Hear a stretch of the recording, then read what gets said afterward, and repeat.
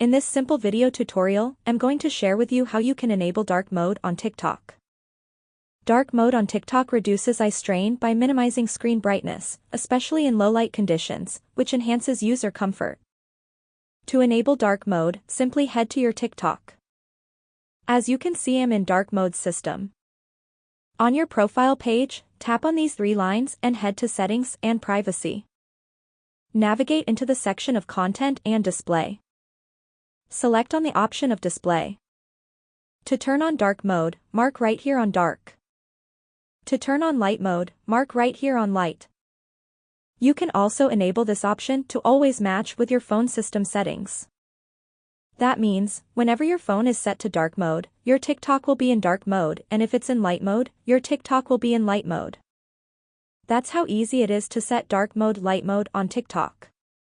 If you have any questions, just let me know in the comments section down below. Please don't forget to leave a like, share and subscribe for more video tutorials like this one.